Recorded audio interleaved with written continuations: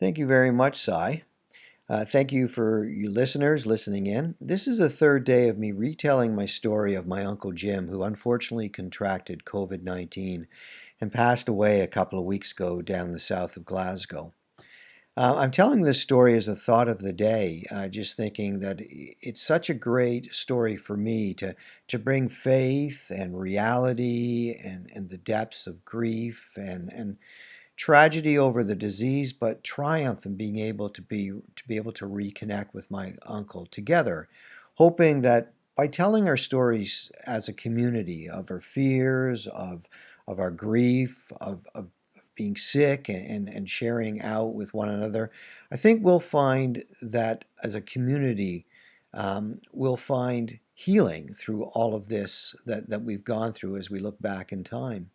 So here I am in day three. I actually have the opportunity, and we're getting ready to leave Fort William to be able to go down and see my uncle. It started with me having a sliver of hope to be able to maybe call the home and ask them if I could come down, to them actually phoning us up the night after I was thinking these things, and them telling me that my uncle was failing and I was free to go and be with them for 10 to 15 minutes.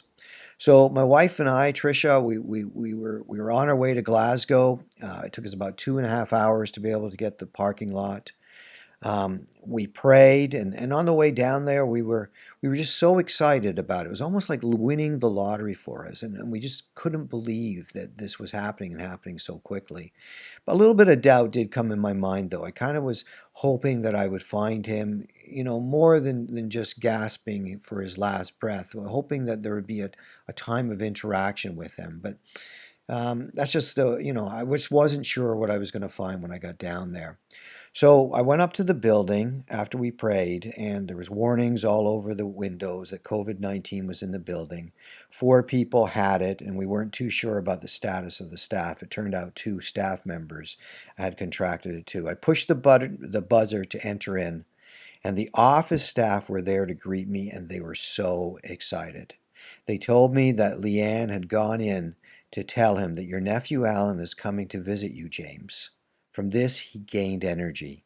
He started smiling and talking to her. He was having a rebound.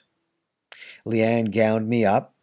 She gave me a mask, and the mask was no different than the mask that we used going to Morrison's. And I got goggles and I put gloves on. And Leanne said to me, remember the 3 simple rules. Don't touch anything in there. Don't come within 6 feet of your uncle. And make sure you don't spend any more than 15 minutes. We need your exposure to the virus to be as minimal as possible. I said, thank you. And I turned the door to go in.